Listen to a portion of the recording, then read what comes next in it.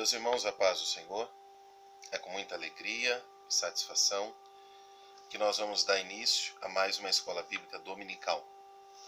A lição nossa é a lição de número 11, que tem data de 14 de junho de 2020. Nós agradecemos a Deus pela cooperação dos irmãos que têm tido paciência de estar participando da escola dominical através dos vídeos que nós estamos disponibilizando para os irmãos. Nós sabemos que não é fácil, nós queremos estar presente na escola dominical, recebendo pergunta dos irmãos, tirando dúvida, comunicando pessoalmente com os irmãos, mas infelizmente ainda estamos aguardando a liberação por parte do governo e por parte da organização da igreja para nós voltarmos à escola dominical. Mas eu quero pedir aos irmãos que têm a possibilidade de compartilhar também esse vídeo aula com os nossos irmãos da igreja, aqueles que muitas vezes não têm acesso, aqueles que amam a escola dominical. Nós sabemos que a escola dominical é uma ferramenta para o crescimento espiritual do corpo de Cristo. Antes de dar início, nós vamos fazer mais uma oração, lembrando aos irmãos que nós oramos porque isso é um culto, irmãos. Enquanto os irmãos estão participando do outro lado do celular, ou do computador, ou da onde você esteja assistindo esse vídeo, nós estamos aqui e nós entendemos que estamos cultuando a Deus, que Deus está sendo louvado através da sua palavra. Por isso nós oramos e pedimos a direção do Espírito Santo de Deus neste momento. Oremos a Deus. Senhor, nosso Deus, nosso Pai, mais uma vez eu quero te agradecer e te louvar pela rica oportunidade que o Senhor nos dá de participarmos de mais uma escola bíblica dominical. Pai de amor, abençoa. Eu te peço a todos aqueles que estarão participando, Senhor, desse trabalho. Nos dê direção e nos guia, Senhor, segundo a sua vontade, em nome de Jesus. Amém. A nossa lição, irmãos, o título da nossa lição vai tratar de atributos da unidade da fé. O que é que nos une como igreja? O que é que nos mantém unidos como igreja de Cristo? Qual o propósito desta união também? Desta finalidade desta união? Aqui o comentarista escolhe alguns atributos que o apóstolo Paulo cita, algumas qualidades ou virtudes que o crente possui na sua vida, logo após ele receber a pessoa de Jesus como Salvador. O Espírito Santo vai desenvolvendo essas qualidades ou virtudes ou fruto do Espírito na vida do cristão, e essas qualidades que são desenvolvidas, elas devem ser também aperfeiçoadas, mantidas, zeladas, conforme nós se unimos cada vez mais à pessoa do Espírito Santo. Ou seja, quanto mais perto de Deus eu estou, mais essas virtudes começam a aparecer em minha vida.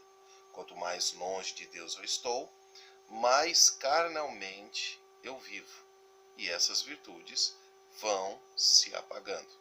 Então é importante nós se atentarmos nisso, que exatamente a árvore ela é conhecida pelos frutos, e o cristão é conhecido pelo seu comportamento. E o comportamento do cristão, ele é gerado exatamente pelo aquilo que está dentro dele, ou seja, o Espírito Santo. O Espírito Santo vai moldando, vai transformando, vai mudando a vida do homem natural, e esses atributos ou qualidades vão aparecendo na vida do homem de Deus e da mulher de Deus. Verdade que esses atributos, eles aparecem como fruto do Espírito, mas também ele deve ser zelado, ou procurado, ou mantido pelo cristão. O cristão deve lutar para poder gerar, com a participação do Espírito Santo, essas qualidades na vida do cristão. Então, como assim, Marcos? Se quem gera é o Espírito Santo, como que o cristão tem essa condição? Através da mortificação da carne, dos seus membros.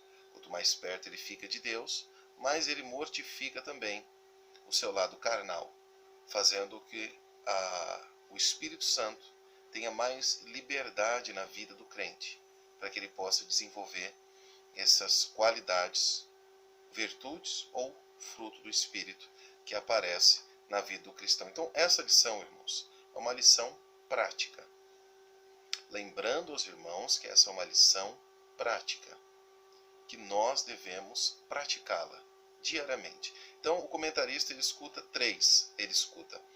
escolhe três virtudes: humildade, mansidão e longanimidade. Nós estamos no capítulo 4 da carta de Paulo aos Efésios, mas antes de eu ler, desenvolver a lição, vamos ler Colossenses.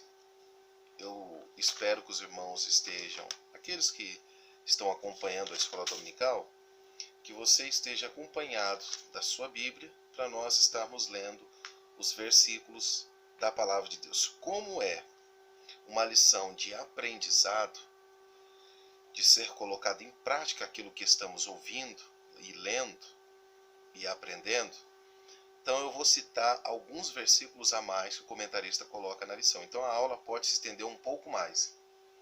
Pode ser que eu não consiga terminá-la no horário que eu sempre termino. Pode ser que se estenda mais. Mas será de uma grande valia para nós, nosso aproveitamento. Então Colossenses capítulo 3, o versículo de número 12 e o versículo de número 13. Colossenses 3, versículo 12 e versículo 13.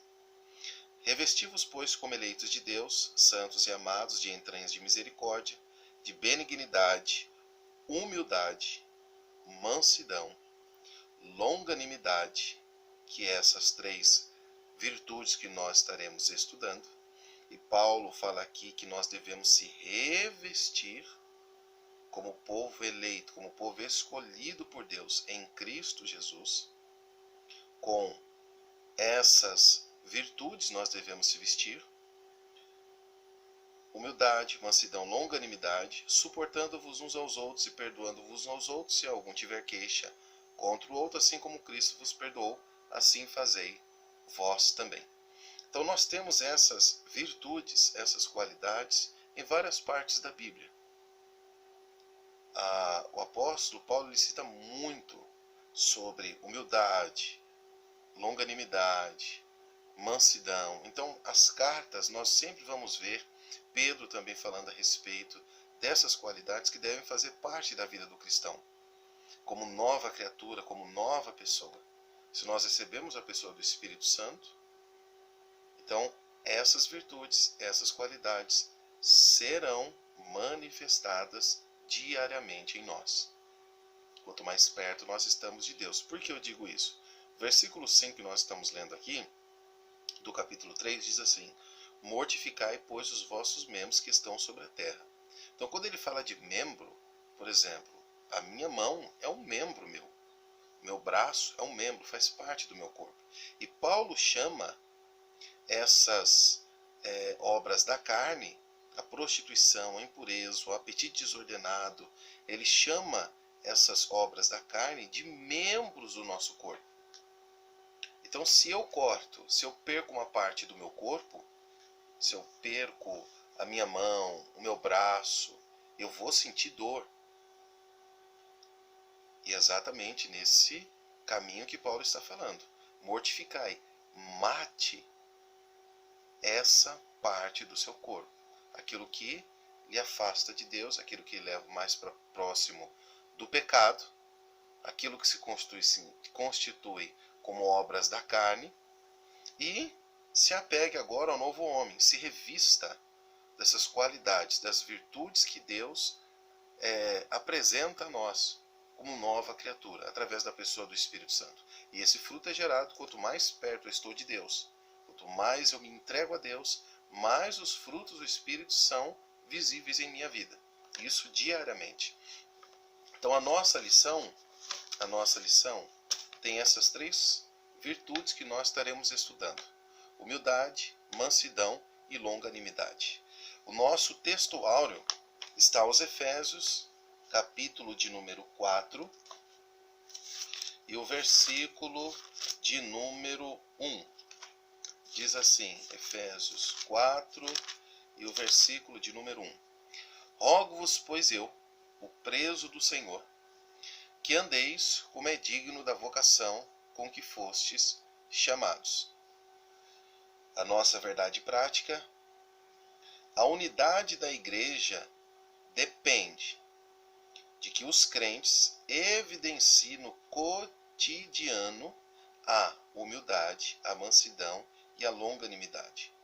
Então, a unidade da igreja, ela tem o resultado, ou seja, uma igreja firme, fervorosa, uma igreja trabalhadora, uma igreja que tem o mesmo interesse, tem o mesmo objetivo, os mesmos propósitos.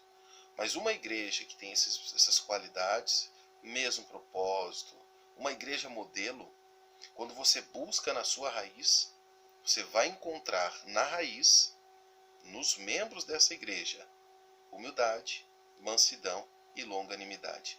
Então, o resultado de uma igreja que possui essas qualidades, humildade, mansidão e longanimidade, é exatamente a unidade da fé. Então, por isso que nós, como igreja, como escola bíblica dominical, como frequentadores da escola dominical, nós devemos exercitar essas qualidades e aplicá-las diariamente, para que a igreja tenha um bom andamento, seja uma igreja saudável, exatamente através do meu comportamento. A nossa leitura bíblica em classe está aos Efésios. Como disse os irmãos, estamos estudando a carta de Paulo aos Efésios, capítulo 4, versículo 1 ao versículo 4, e aos Colossenses, capítulo 1, do versículo 9 ao versículo de número 12. Efésios 4, do 1 ao 4, e Colossenses, capítulo 1, do versículo 9 ao versículo 12.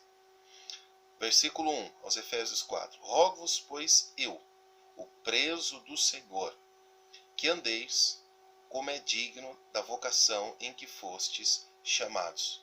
Então, Paulo está frisando logo no começo que esses irmãos deveriam viver como é digno da vocação que eles receberam, como representantes de Cristo, cidadãos do céu. Então, eles devem andar, devem viver, devem se comportar como essas pessoas escolhidas por Deus que representam o seu reino na terra. Como? Versículo 2. Com toda a humildade e mansidão, longanimidade, suportando-vos uns aos outros em amor. Então, nós estamos vendo versículo 2, exatamente essas três virtudes que estaremos estudando: humildade, mansidão e longanimidade. Versículo 3, procurando guardar a unidade do Espírito pelo vínculo da paz. Esse procurando guardar, Paulo está tratando, façam esforço, se dediquem para guardar a unidade do Espírito pelo vínculo da paz. Vocês vão precisar se exercitar, dedicar-se. Versículo 4. Há um só corpo. Então, Paulo frisa isso exatamente para os irmãos gentios entender. Há um só corpo. Gentios e judeus fazem parte de um só corpo. Nós precisamos frisar bem isso, que isso é a linha que Paulo está vindo. Há um só corpo. Gentios e judeus formam um só corpo agora, que é a igreja de Cristo. E um só Espírito, como também foste chamados em uma só esperança da vossa vocação. Agora aos Colossenses, capítulo 1, versículo 9 ao versículo 12. Por esta razão, nós também, desde o dia em que ouvimos, não cessamos de orar por vós, e de pedir que sejais cheios do conhecimento da sua vontade, em toda sabedoria e inteligência espiritual. Mas detalhe, O versículo 9, que nós estamos lendo aqui, eu gosto de sempre ler o contexto, irmãos, para nós entendermos o que Paulo está falando. Porque Paulo fala, por esta razão, nós também, desde o dia em que ouvimos o quê? Então vamos ao contexto. Então nós vamos lá. Capítulo 1 de Colossenses. Capítulo 1, vamos ler do versículo 4 ao versículo de número 8, para entender o que Paulo está falando.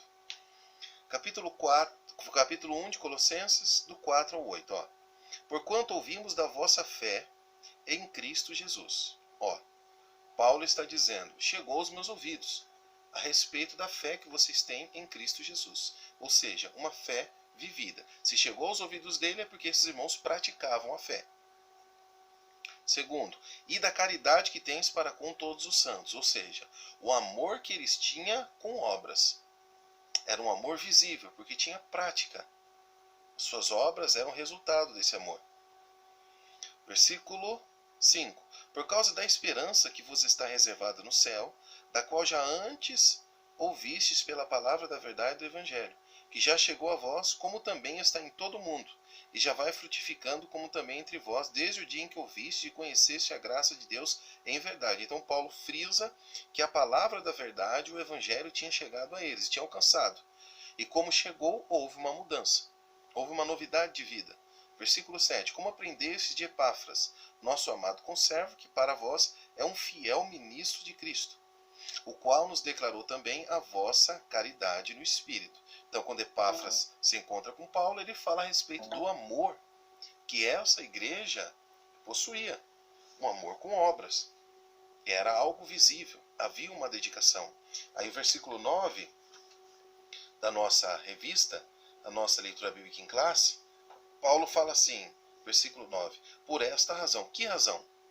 Da fé que chegou aos meus ouvidos a respeito de vocês e do amor que vocês têm uns pelos outros. As obras que vocês realizam aí no meio de vocês, que são obras visíveis, chegou isso ao meu conhecimento. Então, por essa razão, nós também, desde o dia que o ouvimos, não cessamos de orar por vós. Então, quando Paulo ouve o resultado que há na igreja de Colosso, ele fala, olha, nós não estamos cessando de orar. Nós estamos orando por vocês. E de pedir que sejais cheios do conhecimento da sua vontade.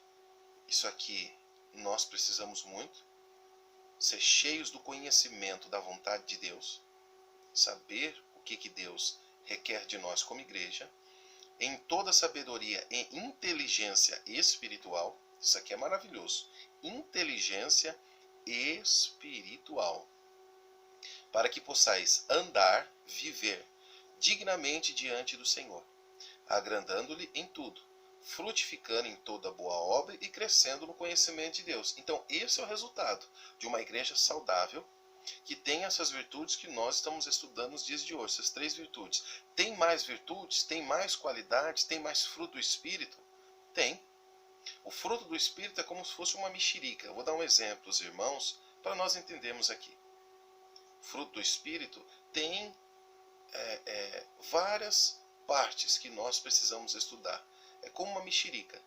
Você tem uma mexerica, mas quando você abre tem vários gomos. O fruto do Espírito também tem as suas virtudes. É o fruto, mas com suas virtudes. Então, quando nós praticamos a palavra de Deus, quando o Espírito Santo tem essa liberdade em nossa vida, quando ele age em nossa vida, nós somos saudáveis na igreja e temos uma igreja saudável. Nós não somos um problema para a igreja. Nós somos exatamente trabalhadores da obra de Deus, cujo resultado do nosso comportamento é a unidade da fé. Então nós trabalhamos exatamente com crescimento espiritual. Versículo 11. Corroborados em toda fortaleza, segundo a força da sua glória, em toda paciência, longanimidade, com gozo, dando graças ao Pai que nos fez idôneos para participar da herança dos santos na luz. Então nós estaremos focando muito hoje a respeito do crescimento, o resultado do cristão como homem e mulher de Deus. Tem que haver resultado.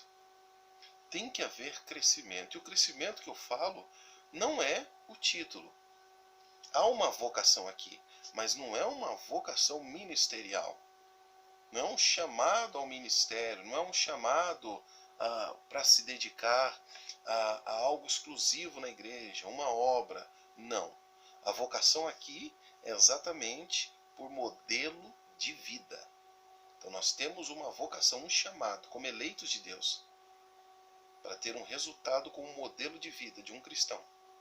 Sermos o exemplo como um cristão, como homens e mulheres de Deus. Crescer cada dia exatamente dentro da palavra de Deus, dentro do Evangelho. O resultado desse crescimento é o aperfeiçoamento do corpo de Cristo. A nossa introdução. Após concluir a oração intercessória em favor da igreja, que é a lição que nós estudamos domingo passado, Paulo ele estimula os cristãos a viver para a glória de Deus. O apóstolo Paulo passa a enfatizar a necessidade da unidade dos crentes. Então, há uma necessidade de nós sermos unidos na igreja. É o que Paulo está fazendo. Quando ele fala, logo no versículo 1 do capítulo 4, rogo-vos, pois eu preso do Senhor.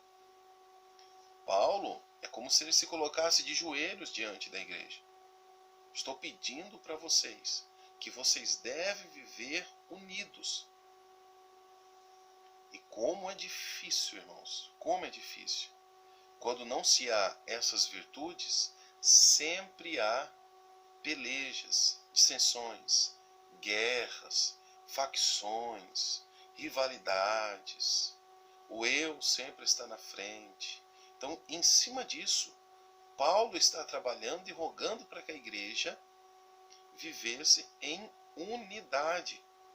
Assim, nesta lição, estudaremos as virtudes fundamentais, que é a humildade, mansidão e longanimidade. Logo, quero dizer que humildade não tem nada a ver com condição financeira.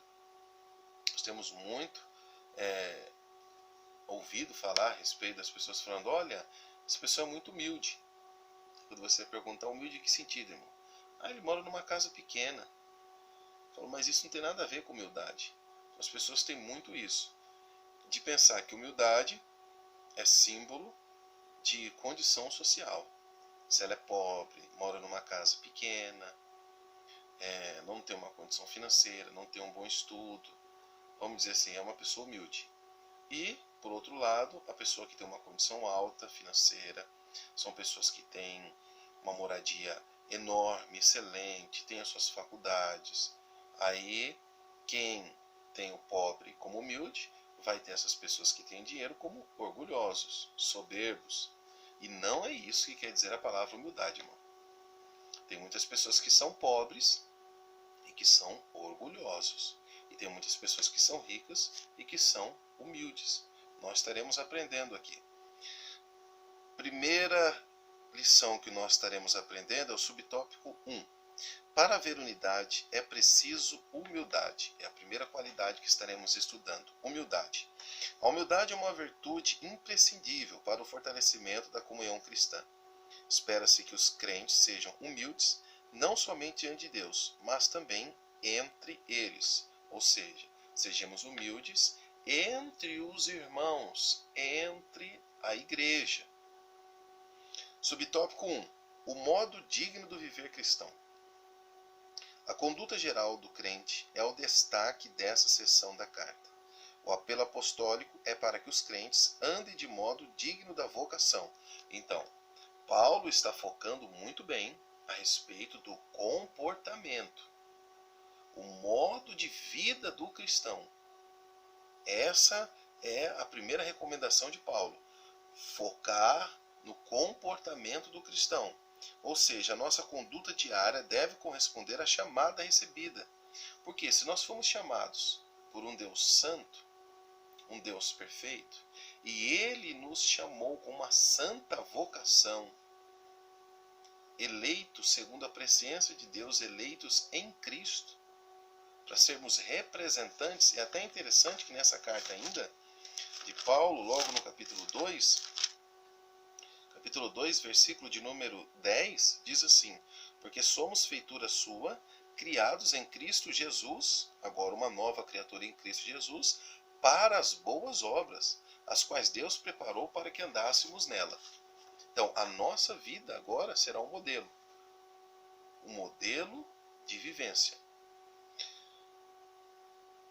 Ou seja, a nossa conduta diária deve corresponder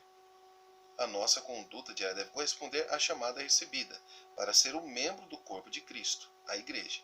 Isso pressupõe que o andar do cristão está diretamente relacionado com o nível de unidade que ele tem com Deus e com os irmãos. Isso é muito interessante. Por quê? Quanto mais eu estou ligado a Deus, mais estou ligado ao corpo de Cristo, mais eu renuncio à minha carne e mais me dedico às coisas de Deus, à sua palavra, uma vida de oração, uma vida de entrega à pessoa do Espírito Santo, mais essas qualidades vão sendo aperfeiçoadas no meu caráter cristão. Lá em 2 Reis, interessante que eu lembrei desse texto, 2 Reis, capítulo 4, 2 Reis, capítulo 4, é um texto bem conhecido, para nós lermos aqui, 2 Reis, capítulo 4, do versículo de número 9, a respeito de Eliseu. Olha que interessante, eu vou ler o 8 para nós entendermos. Sucedeu também um dia que, indo Eliseu a Sunem, havia ali uma mulher rica, uma mulher que tinha uma condição financeira, a qual o reteve a comer pão. Então ele está diante de uma mulher rica que tem uma condição financeira e ela lhe dá alimento. E sucedeu que todas as vezes que passava, ali se dirigia a comer pão. Então não foi uma vez, nem duas. Todas as vezes, teve muitas vezes que Eliseu passava na casa dessa mulher rica para se alimentar.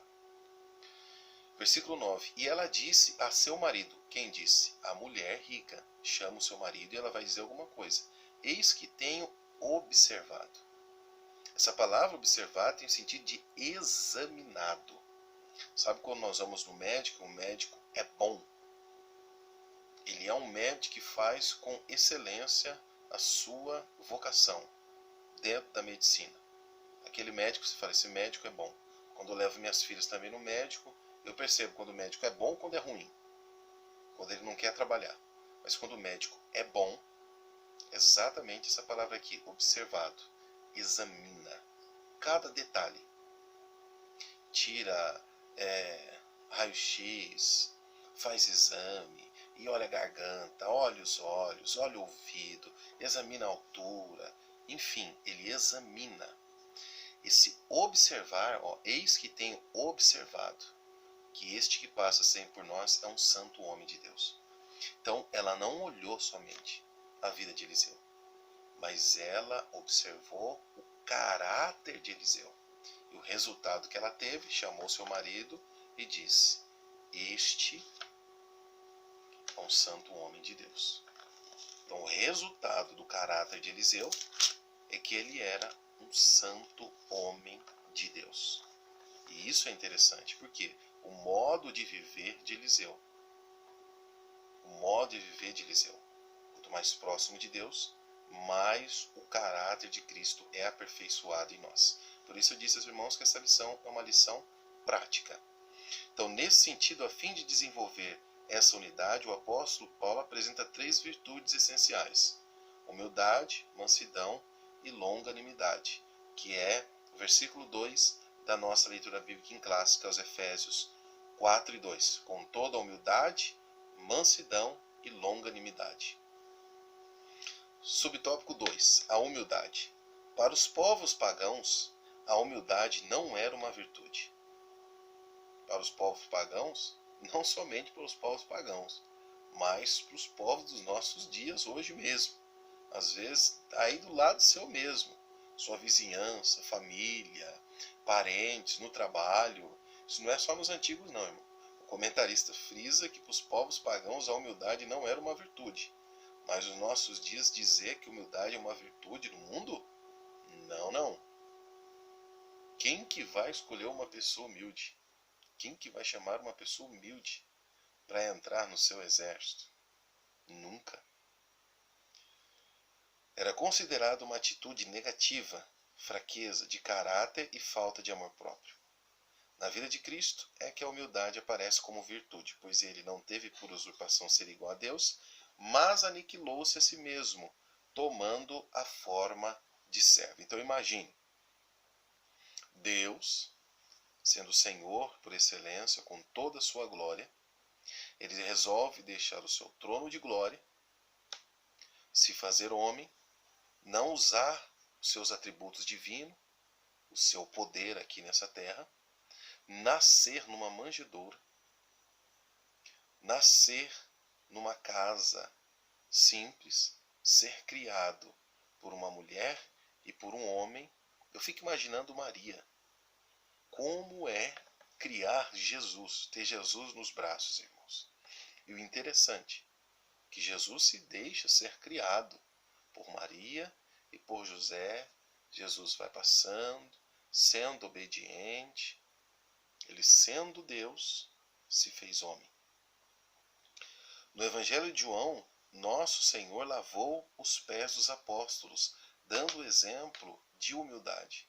Então imagina, o escravo sempre ficava atrás da porta, numa casa onde tinha uma recepção, uma condição financeira, o escravo ficava atrás da porta. Quando aquela pessoa ia ser bem recebida, o escravo vinha correndo, lavava os pés daquela pessoa que era importante, uma visita importante naquela casa. Então os discípulos estão reunidos, conforme nós conhecemos o texto de João 13, e Jesus pega uma toalha, pega uma bacia com água e começa a lavar os pés dos discípulos, ele sendo mestre. Então imagine como estava a cabeça dos discípulos se eles já estavam brigando quem seria o maior no reino de Jesus. Quem é que vai se sentar à direita, quem vai se sentar à esquerda? Se eles já estavam brigando quem seria o maior, Jesus vem e lava os pés deles. Aí eles, agora não estamos entendendo mais nada.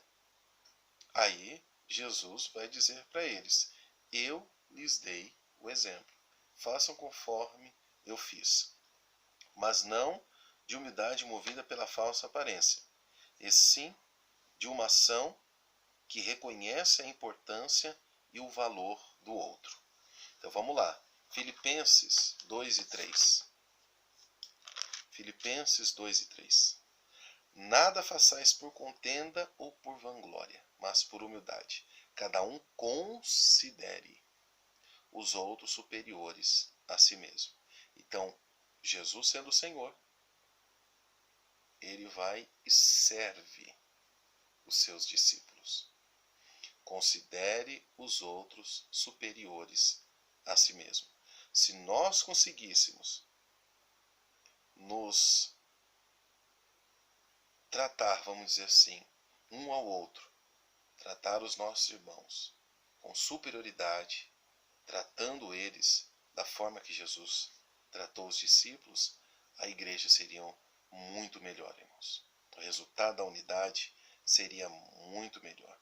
Então, a unidade bíblica subentende a consciência das nossas fraquezas e a decisão de atribuir de imediato todo o crédito a Deus e ao próximo por aquilo que realizamos. É a ausência do egocentrismo, é a ausência do eu. É quando eu arranco esse eu meu e eu atribuo as coisas que me cercam, que acontecem a Deus e ao próximo. Quando eu reconheço que eu sou fraco, reconheço as minhas fraquezas, reconheço que eu preciso de outras pessoas, reconheço que eu preciso dos irmãos. Quando eu não me sinto grande, mas eu me sinto pequeno. Quando eu me sinto que eu preciso dos irmãos, eu necessito dos irmãos. Isso está ligado à humildade. Devemos ser humildes porque somos simples criaturas, somos pecaminosos à parte de Cristo e não podemos jactar-nos de nada, a não ser no Senhor. Logo depende de Deus para nosso valor e para nossa frutificação e não podemos realizar nada de valor permanente sem a ajuda de Deus e do próximo.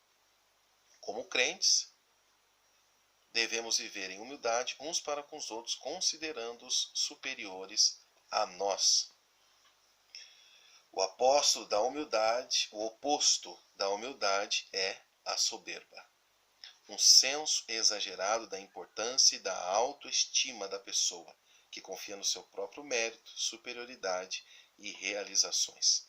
A tendência inevitável da natureza humana e do mundo é sempre a soberba e não a humildade. Nós temos um exemplo máximo de humildade, que é o Senhor Jesus, conforme nós lemos aqui aos Filipenses 2:3, nada façais por contenda, por vanglória, por humildade, cada um considere os outros superiores a si mesmo.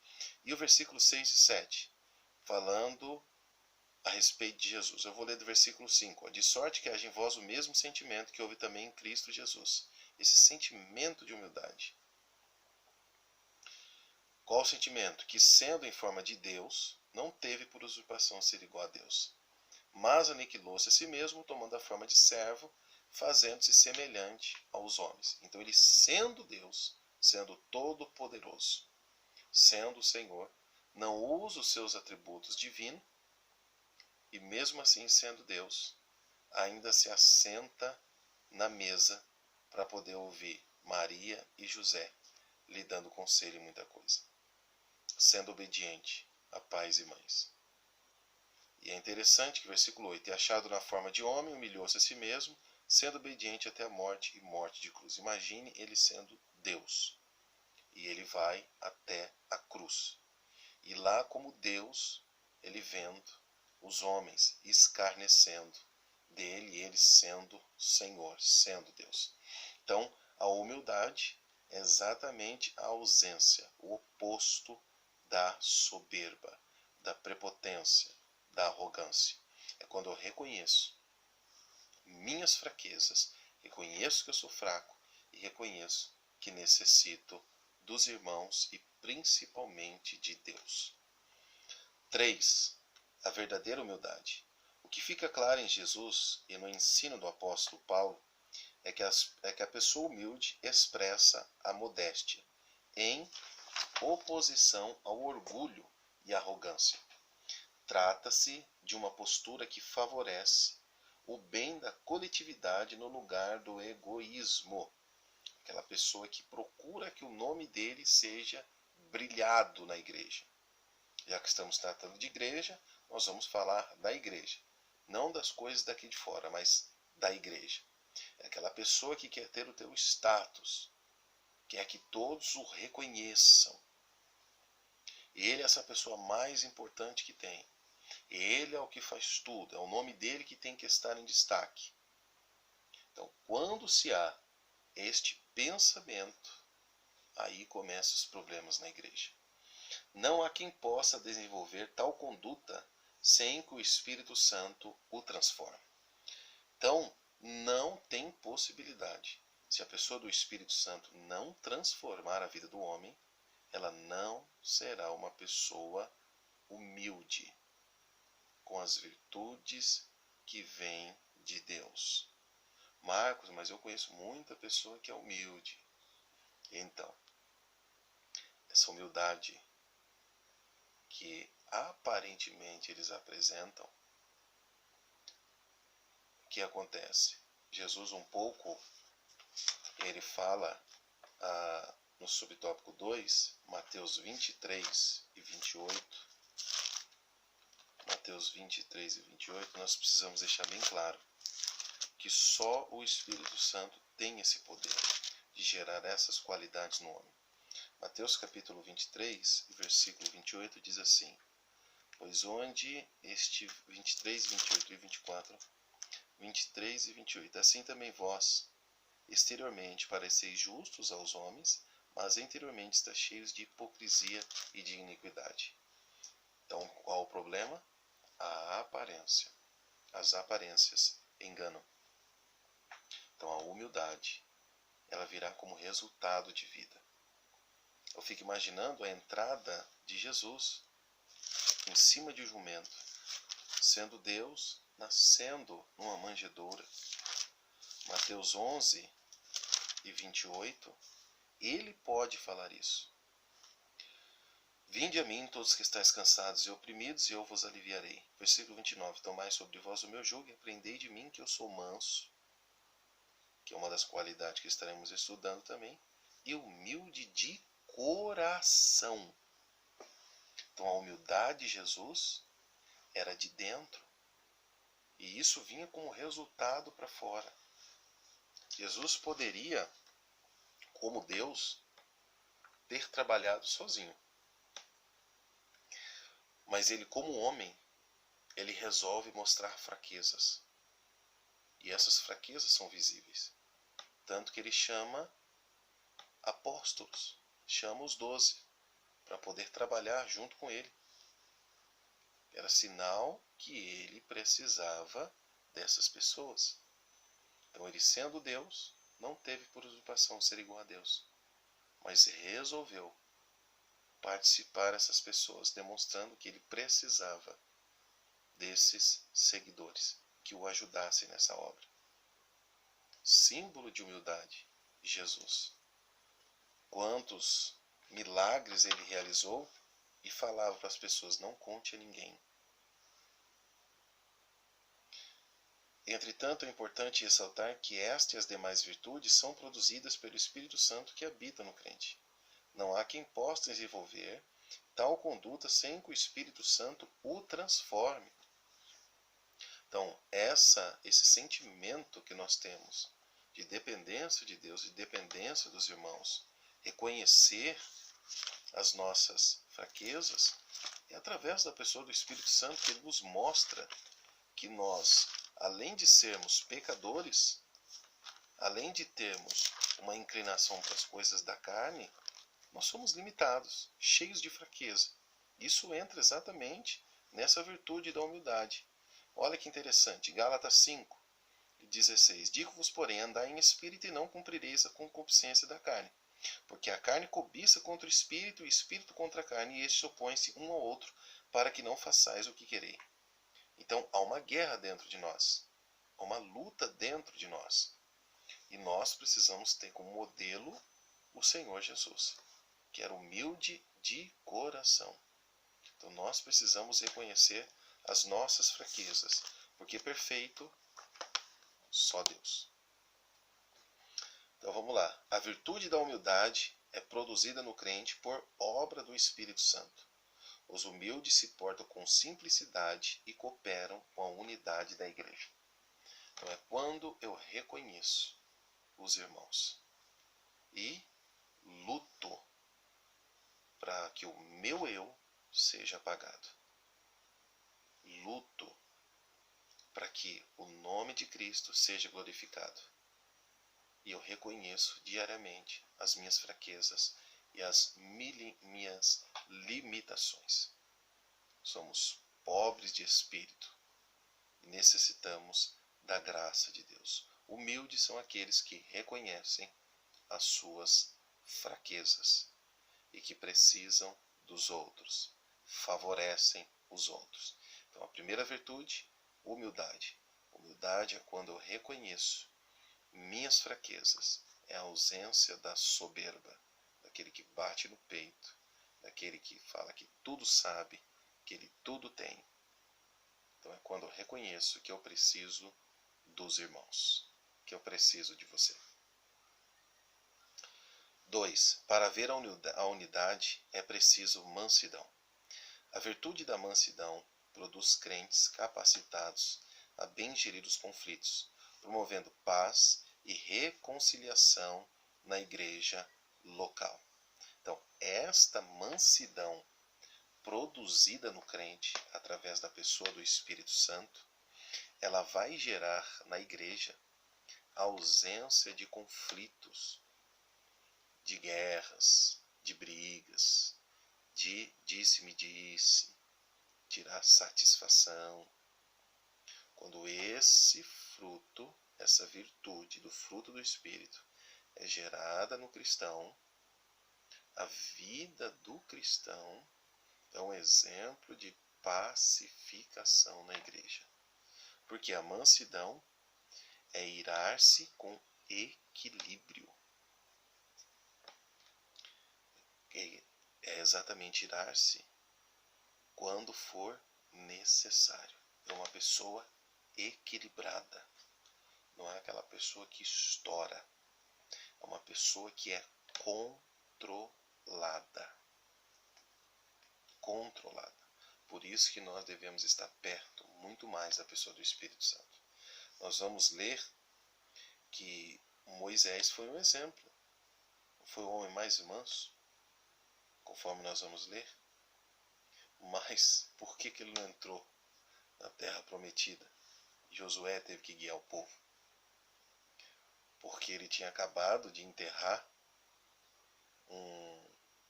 um irmão e o povo já estava atrás dele de novo, amolando ele, enchendo as paciências.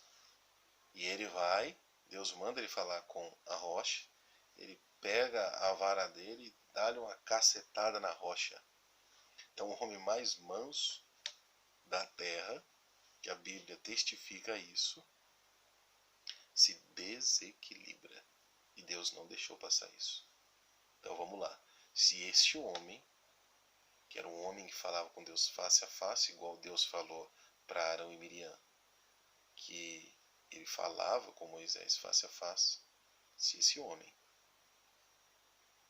Deus não permitiu que ele entrasse na terra prometida por causa do seu desequilíbrio diante do povo, que ele não honrou Deus ali, irmãos, nós precisamos tomar cuidado.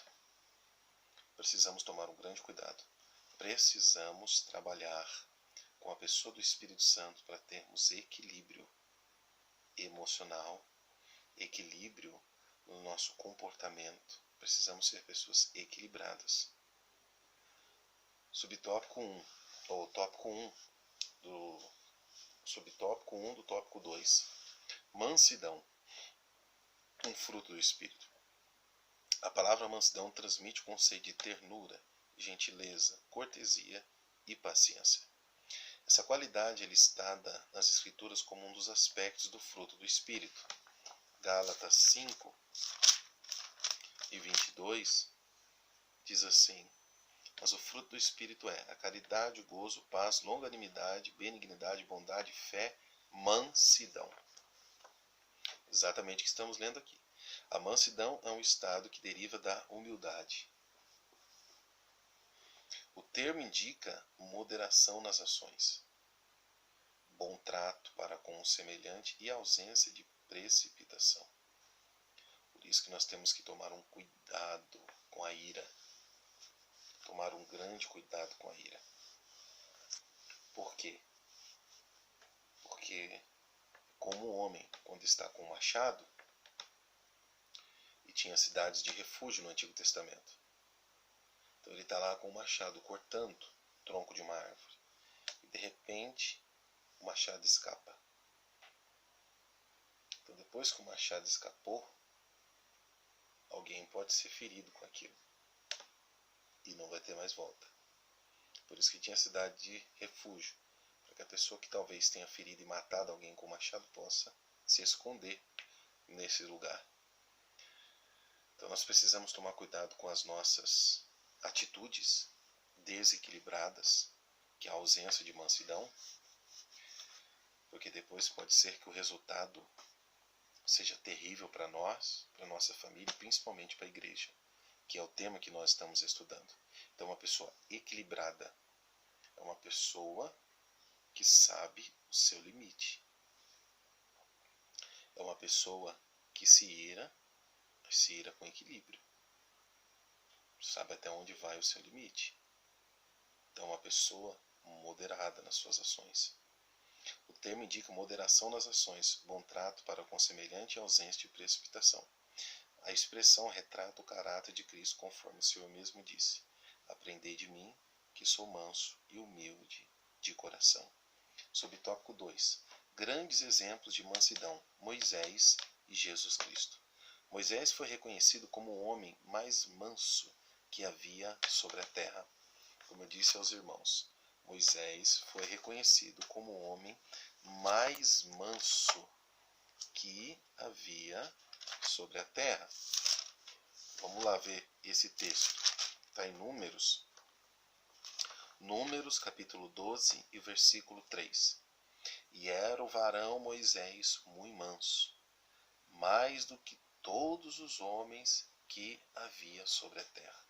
Então, este homem, por nome Moisés, que era o homem mais manso que havia sobre a terra, momento da sua ira, Deus manda ele falar com a rocha e ele bate na rocha.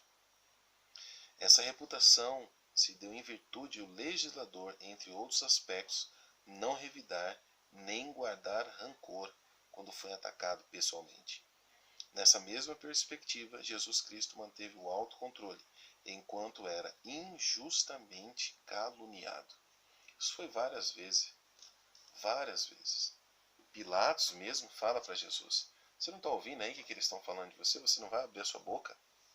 E ele não abriu a sua boca. Olha, Mateus 15, Marcos 15, desculpa, irmãos, Marcos 15, Marcos, capítulo de número 15, Marcos, capítulo de número 15, versículo 4, versículo 5. E Pilatos o interrogou outra vez, dizendo: nada respondes? Vês quantas coisas testificam contra ti? Então era todo mundo acusando ele. Olha isso, olha isso. E ele quieto. Versículo 5. Mas Jesus nada mais respondeu, de maneira que Pilatos se maravilhava. Um homem controlado, um homem manso. Não foi revidar, não foi para cima, não fica aquela conversa que nós ouvimos muito: eu não levo desaforo para casa, eu vou tirar satisfação, quero saber quem está falando de mim, quero saber quem é que está usando meu nome. Sabe essas conversas que nós ouvimos diariamente na igreja? Então, às vezes, a falta de unidade da igreja é exatamente a falta. Quando você entra na raiz, nós vamos ver falta de humildade, reconhecer os outros superiores e a falta de mansidão, equilíbrio, não revidar. Subtópico 3. A verdadeira mansidão. Pessoas com essa virtude são disciplinadas e capacitadas a perseverar na perseguição. Ela não desiste. Uma pessoa mansa, enquanto as pessoas perseguem ele não revida, ele não ataca. Maus tratos sofridos não se apressam em emitir juízo, não cedem às provocações, nem dão espaço para ressentimentos. Isso é muito sério. Olha o que diz em Romanos, capítulo 12, da nossa lição, Romanos, capítulo 12, e o versículo de número 17 em diante. Isso aqui é resultado de uma pessoa que tem essa qualidade, essa virtude da mansidão.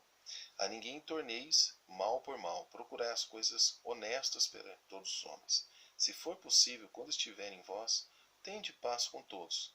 Não vos vingueis a vós mesmos, amados, mas dai lugar à ira, porque está escrito: minha vingança eu recompensarei, diz o Senhor. Então ele não vai tomar juízo próprio, mas ele vai esperar em Deus que o Senhor tome juízo nessa situação. Deus sabe como tratar as pessoas e sabe como melhor.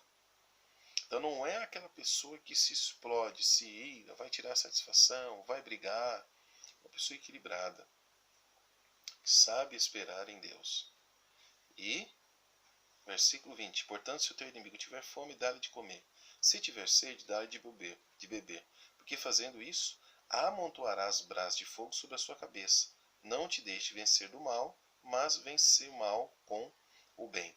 Então, quando Paulo fala que o seu inimigo tiver fome, você vai dar de comer, se tiver sede, dá de beber, que você vai amontoar brasas sobre a cabeça dele, é exatamente essas brasas de fogo, é porque quando a sua reação com aquela pessoa, que ele esperava que você iria revidar, você teria uma reação má, mas a sua reação é boa. Então, essas brasas de fogo, o que significa? A sua ação sendo boa constantemente, a consciência dele começa a queimar, começa a pesar. E ele: como é que pode? Eu faço mal para essa pessoa e a pessoa me responde com bem? Como pode essa pessoa? E eu tenho fome, ele me dá de comer, eu tenho sede, ele me dá de beber, e eu só maltrato. Exatamente. A consciência dele, essas brasas de fogo, que é o resultado do seu comportamento, vai mexer com a consciência dessa pessoa. Então você não pode responder o mal com mal, mas responda o mal com bem. E quando eu não tenho essa virtude, não tenho essa qualidade dessa mansidão, quando eu não sou dominado pela pessoa do Espírito Santo, mas estou relutando com ele, quando alguém me fere, o que vai acontecer comigo? Capítulo 12, aos Hebreus, versículo 15. Tendo cuidado, Hebreus 12, versículo 15. Tendo cuidado de que ninguém se prive da graça de Deus, e que nenhuma raiz de amargura brotando vos perturbe, e por ela muitos se contaminem. Então o que acontece? Raízes exatamente de amargura. As pessoas carregam no coração raízes contra outras pessoas. Como estamos estudando a igreja, o tema é dentro da igreja, então vamos para dentro da igreja diariamente. O que vivemos dentro da nossa igreja ou da sua igreja. Talvez até nós que estamos ouvindo essa palavra estejamos nessa situação, carregando raízes de amargura e que nos impedem de viver uma vida cristã sadia. E impedem muitas das vezes o bom andamento da igreja, porque raiz de amargura logo logo vai soltando, porque o coração está cheio, a boca vai soltando. E nosso desejo é que a outra pessoa seja de alguma forma punida, venha a ter um resultado mal, alguma coisa aconteça com essas pessoas. Por quê? Porque o meu coração está cheio de amargura, raízes de amargura. Infelizmente, há muito isso. As pessoas estão se contendendo, brigando, e não conseguem responder o mal que as pessoas fazem com ele com bem, mas ficam na estreita, esperando algum mal acontecer com aquela pessoa ou até praticar o mal. Então seu coração está cheio de amargura. Essa virtude não significa fraqueza ou inferioridade. Pelo contrário, indica o mais seguro controle emocional. Como eu disse aos irmãos, qual é o exército que vai querer um guerreiro que seja humilde, reconheça a fraqueza e que seja manso, que não responda à maldade de outro? Nenhum exército do mundo vai querer isso. Só Jesus. E isso está dentro das bem-aventuranças de Mateus 5. Só Jesus chama um povo para ser o seu exército, o seu povo, com qualidades que o mundo reprova. Assim, mansidão trata de submissão do homem para com Deus e a sua palavra. É a presença do Espírito Santo propiciando suavidade e domínio próprio. Então, exatamente a pessoa do Espírito Santo que vai dando equilíbrio ao cristão, fazendo com que aquela pessoa que era explosiva, que era uma pessoa iracunda, agora se torne uma pessoa equilibrada, mansa. Subtópico 4. Mansidão pressupõe conciliação. Comportamento conciliador é a demonstração prática da conduta de quem possui mansidão, por meio de uma postura equilibrada diante de circunstâncias adversas. 1 Pedro, vamos ler lá em 1 Pedro, primeira carta de Pedro, capítulo 2, versículo 23. O qual, quando o injuriavam, falando a respeito da pessoa de Jesus, não injuriava, e quando padecia, não ameaçava, mas entregava-se àquele que julga justamente. Então Jesus não revidava, era uma pessoa equilibrada. Ele transmite a ideia de pacificação, um meio harmonioso de administrar os conflitos. Se todos os crentes de cada igreja desenvolvessem a virtude da mansidão, o espírito conflituoso desapareceria. Em lugar de sentimento faccioso, eles apresentariam um espírito manso e conciliador. Bem-aventurados pacificadores. Então é interessante Eu me lembro de Filemão agora, quando Paulo escreve a carta a Filemão a respeito de Onésimo. Porque era interessante que Onésimo foge de Filemão e a lei romana dava direito de Filemão, vamos dizer assim, matá-lo, humilhá-lo, Onésimo. E Onésimo cai exatamente no lugar onde Paulo está preso. E Paulo poderia muito bem falar, olha, agora se vira. Mas esse homem, Paulo agora resolve tomar a situação e unir esses dois. Ele escreve uma carta para Filemão, dizendo, olha, põe na minha conta. O que este homem fez com você pode pôr na minha conta. Ele não era útil, mas agora é um homem muito útil. Então Paulo se coloca como uma ponte de união. Ele poderia muito bem acender mais ainda a fogueira, jogar lenha lá. Ele falou, olha, a pessoa que fugiu aí, Filemão, está comigo. Poderia muito bem fazer isso, mas ele não fez. Ele foi um pacificador. Uma pessoa que lutou para que houvesse paz no meio do povo de Deus. E nós, irmãos, como é que nós estamos lutando? Será que estamos nessa busca pela paz, tentando unir a igreja? Sabe, se esquecer das demandas, se esquecer das brigas, lutando para que haja paz, reconciliação entre os irmãos. Tudo isso é resultado de uma igreja sadia. Então, mansidão, nós já estamos vendo que é uma pessoa equilibrada, que ele não busca a guerra, mas ele busca a unidade. Mansidão, uma pessoa mansa, como o Senhor Jesus. A mansidão também é a virtude produzida pelo Espírito Santo. Os mansos são pacíficos e impedem a proliferação de conflitos na igreja. A mansidão de Jesus. Stanley Jones descreve este aspecto do ministério de Jesus nos termos: o terrível manso, que tem grande poder e determinação e serviço compassivo.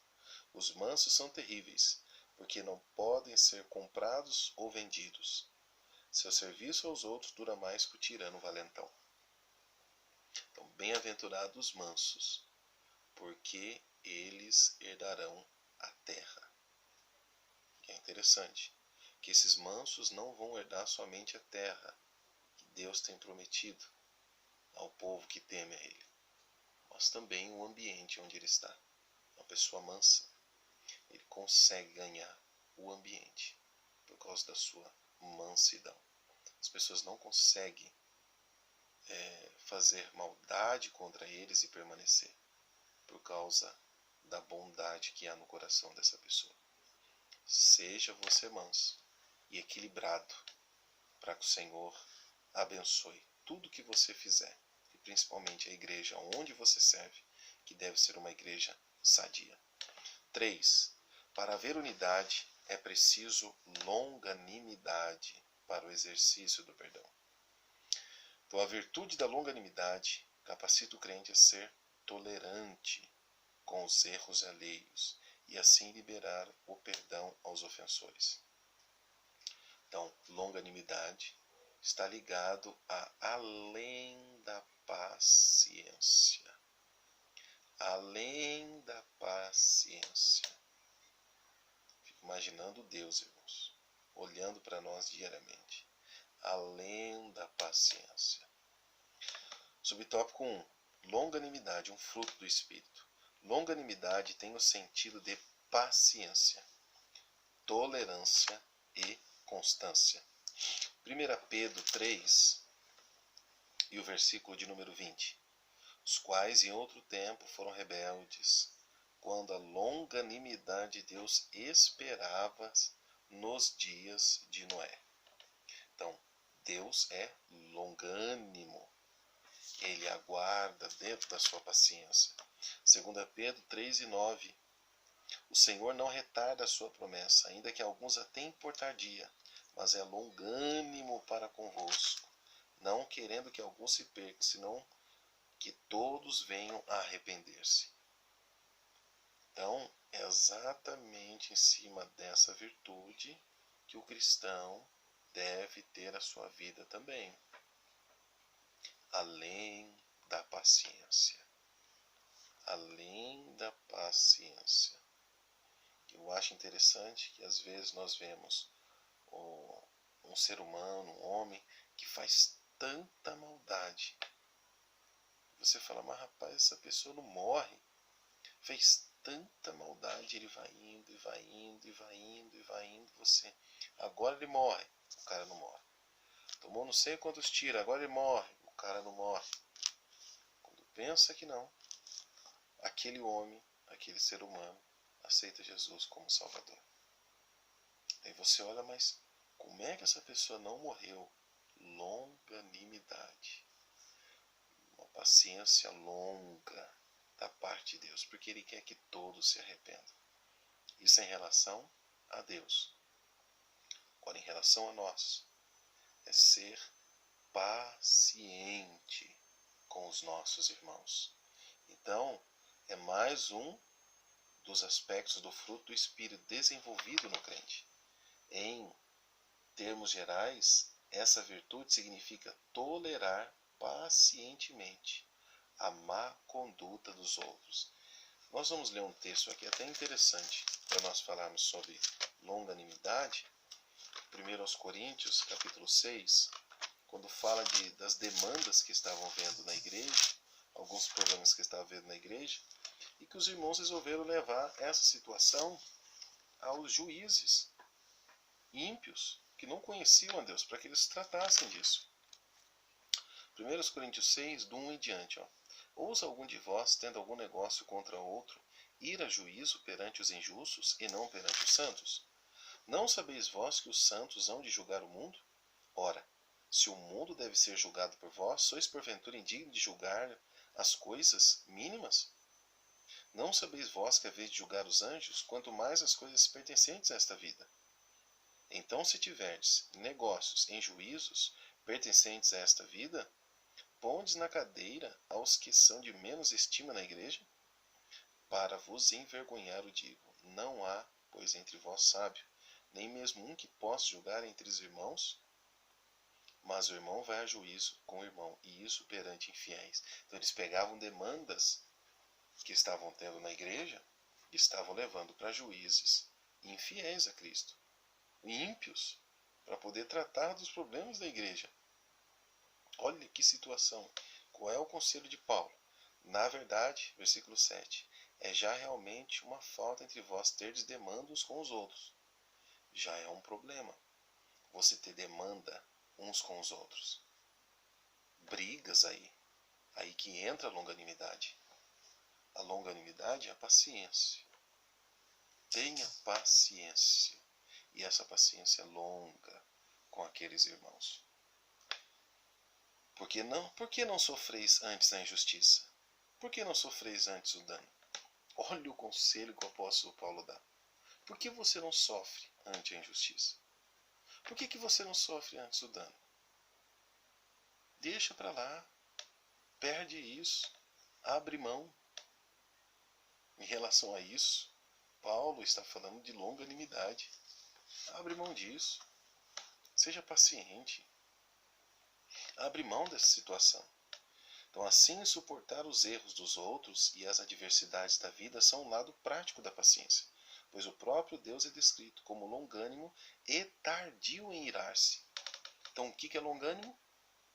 Além da paciência, ou seja, nas palavras de Naum 1 e 3, tardio em irar-se.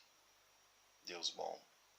Contudo, o exercício da paciência requer a virtude do amor, que é o princípio basilar de todas as ações do crente salvo por Cristo. Por quê que o princípio da longanimidade é o amor? Olha que interessante. 1 Coríntios 13, ele vai falar a respeito do amor, da caridade, do amor vivido de obras. Por quê?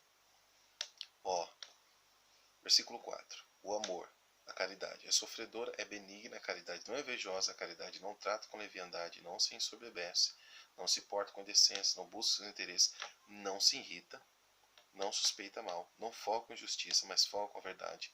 Tudo sofre. Ligado à longanimidade. Tudo sofre, tudo crê, tudo espera, tudo suporta. Então, essas qualidades do amor geram exatamente a longanimidade, que é tardio em irar-se, paciente. 2. Suportando uns aos outros. Durante a nossa jornada cristã, nos depararemos com múltiplas situações de hostilidade. São nesses momentos conflituosos na igreja que devemos suportar uns aos outros em amor. A expressão indica que, infelizmente, teremos de enfrentar excessos cometidos em nosso meio, como as provocações alheias e atitudes carnais. Então, irmãos, não existe igreja terrena onde nós vemos homens e mulheres, já que estamos falando da igreja, que não vai haver provocações, essas situações. Mas para que a igreja seja saudável e possa caminhar, é necessário irar-se, ser tardio para irar-se com equilíbrio, conforme a mansidão. Você não vai responder com ódio, mas também a longanimidade, tardio em irar-se, suportar as afrontas, abrir mão das nossas, do que seria justo para nós, abrir mão dessas coisas. Então a longanimidade está ligada à paciência, como as provocações alheias e atitudes carnais que nós teremos e veremos isso diariamente. Então estas são comparadas a um fardo que devemos suportar por meio da prática do amor. Então nós teremos que suportar isso. E é interessante que o salmista, no Salmo 113,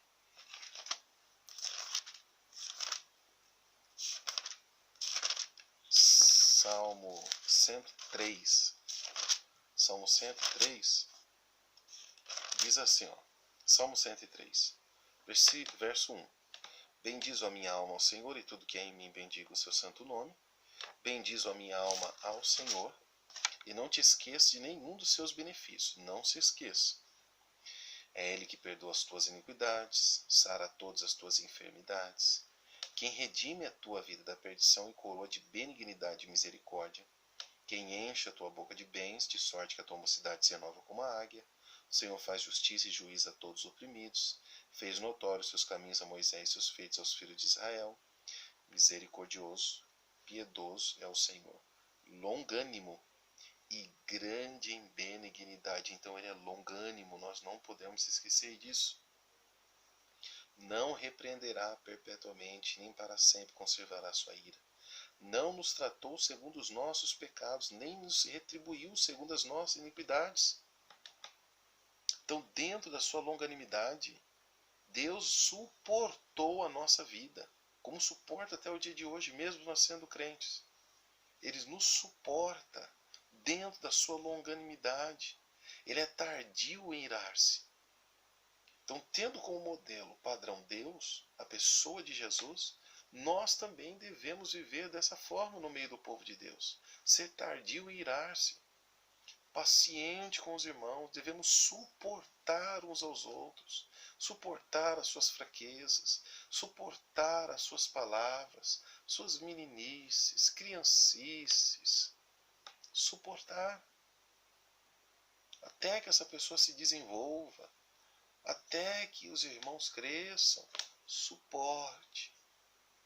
É um fardo que nós devemos carregar, conforme o comentarista está dizendo aqui. Nós devemos carregar este fardo sobre os nossos ombros.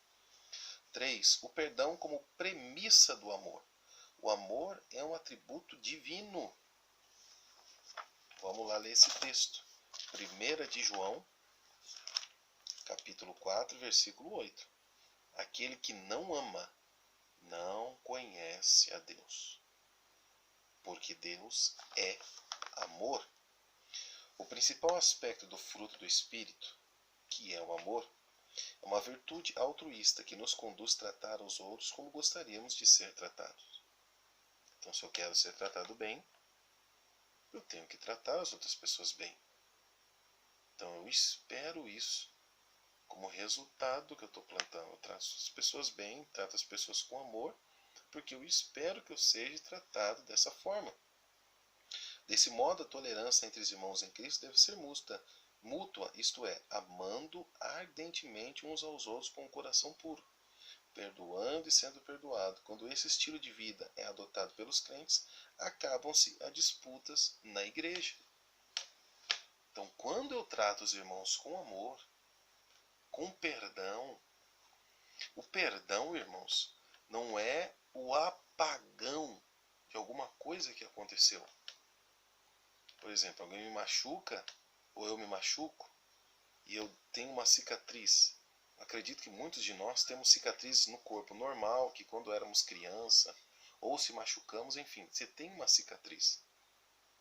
Mas essa cicatriz, ela fecha, sara, mas a marca fica ali. Então, todas as vezes que você olhar, você vai lembrar, você vai ver aquela marca e, opa, isso aqui aconteceu, tal dia, tal hora. Eu lembro o que foi que aconteceu. Só que não dói mais. Fechou. Cicatrizou. A cicatriz está aqui. Significa que ela foi embora. Então, o que as pessoas fazem de mal para nós não significa que houve um apagão na minha mente, uma amnésia, e que eu não lembro mais. Não é isso. Só que eu resolvi perdoá-la como Cristo me perdoou. Eu resolvi amá-la, tratá-la como eu quero ser tratado o dia que eu errar com alguém. Então, quando se fala de perdão, é a ausência do sentimento de ódio que eu tenho pelaquela pessoa. Eu quero que esse ódio que abrigou, que trouxe raiz de amargura, seja arrancado da minha vida. E que por mais que a pessoa me fez mal, agora o que eu faço por ela é bom. Eu quero ver o resultado disso. Eu quero que ela seja abençoada. É uma prática diária. Então nós precisamos aprender a perdoar as pessoas. Como eu disse, o perdão não significa que não houve nada, que não aconteceu alguma coisa lá atrás. Mas o resultado do perdão é que eu não quero que aquela pessoa seja amaldiçoada, punida, seja morta. Não. Eu não vou revidar. Não. O perdão é que eu resolvi viver conforme Cristo fez em mim. Me perdoou, então eu também perdoo a outra pessoa. Oro por ela, que Deus abençoe, em nome de Jesus. Então a longanimidade é a qualidade produzida pelo Espírito que capacita o crente a suportar as ofensas sofridas e ainda perdoar o ofensor. Então, dentro da longanimidade, nós estamos vendo a pessoa suportar, mas também perdoar. Foi o que Deus fez comigo e fez com você. Te suportou, perdoou. E detalhe, Ele ainda suporta e ainda nos perdoa. Então, da mesma forma que Deus nos trata, devemos tratar as pessoas que estão à nossa volta. Então, se tiver essas virtudes, humildade, mansidão e longanimidade em nós, nós seremos saudáveis na igreja e teremos uma igreja saudável. Conclusão. Vimos o convite de Paulo aos crentes para um viver digno de uma perfeita unidade. Para garanti-la, mostramos que algumas virtudes são essenciais. A humildade que fortalece a unidade, a mansidão que gere os conflitos, a longanimidade que suporta os erros alheios. Quando os crentes vivem essas virtudes, as dissensões desaparecem e o nome de Jesus Cristo é glorificado. Então, quando nós, como igreja de Cristo, temos essas qualidades, essas virtudes, a igreja se torna saudável. exatamente porque eu sou uma raiz desse trabalho. Que Deus abençoe a todos, irmãos. Se você me suportou por esse tempo, é sinal que você tem longanimidade, porque eu avancei bem a hora hoje e a minha aula se estendeu bastante. Significa que você conseguiu chegar até o final desta aula. Você tem um fruto, o fruto do Espírito se manifestando, a longanimidade, que é a paciência comigo, para você poder me ouvir. Que Deus abençoe a sua vida. Oremos a Deus. Senhor, nosso Deus e Pai, eu quero te agradecer por essa aula. Pedir ao Senhor, meu Deus, que abençoe a todos os irmãos que estarão ouvindo essa aula. Meu Deus, nos ajuda a se entregar mais e mais ao Senhor e colocarmos em prática, Deus, a Tua palavra. A escola dominical, Senhor Deus, tem sido uma bênção para nós. E é da onde nós temos tirado o nosso aprendizado, Senhor, para vivermos diariamente. Que os nossos irmãos sejam bênçãos aonde quer que eles estejam, Senhor, e que haja fruto do comportamento deles para a glória do seu nome. Te agradecemos em nome de Jesus. Amém.